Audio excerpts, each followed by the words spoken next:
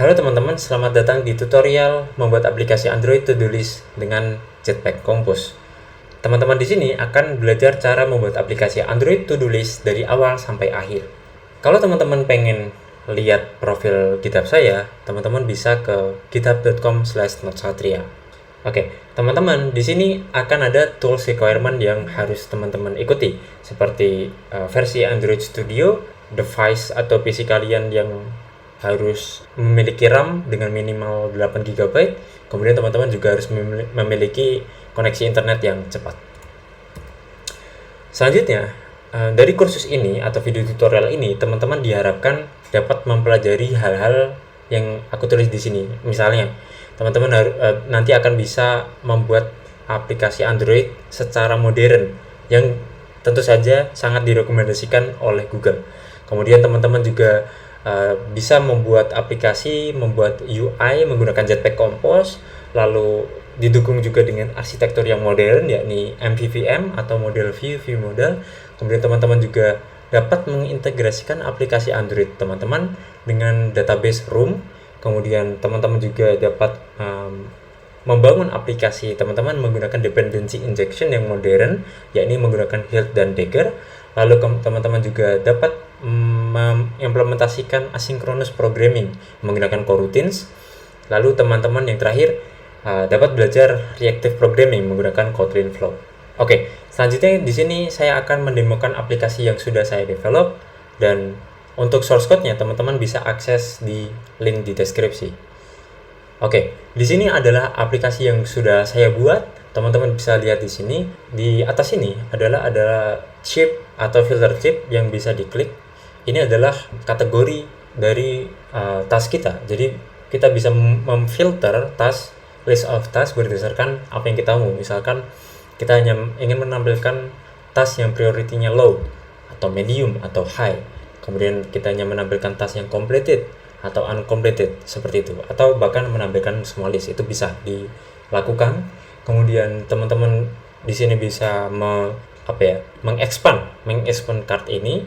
Di sini ada list of tasks yang terdiri dari title dan description. Kemudian teman-teman juga bisa melakukan checkbox di sini. Kemudian teman-teman bisa menambahkan to do juga. Misalkan di sini kita tambahkan to do.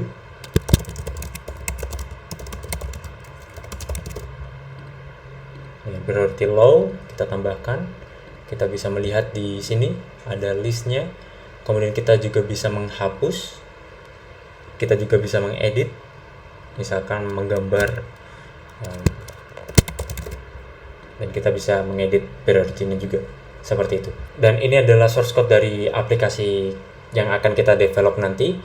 Terdiri dari beberapa package atau folder seperti data, dependency injection, model, navigasi, screen, theme, dan utils. Selanjutnya, kita akan coba membreakdown layout apa saja yang kita gunakan di aplikasi kita.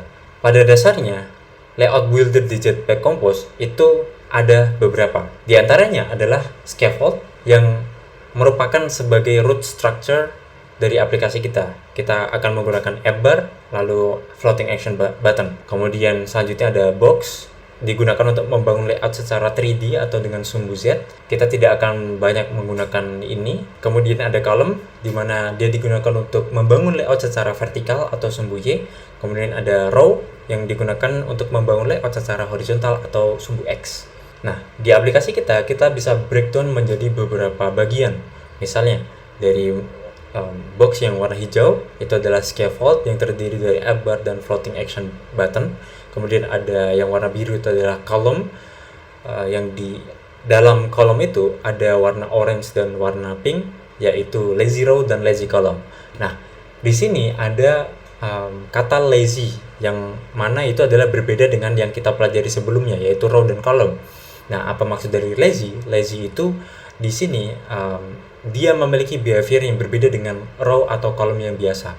Lazy itu pada default dia mendukung scroll, itu satu. Kedua juga dia memiliki performa yang lebih bagus daripada row atau column biasa, karena dia tidak merender item yang tidak tampil di UI, seperti itu. Untuk add atau edit to the screen itu sama saja, dia terdiri dari scaffold dan column.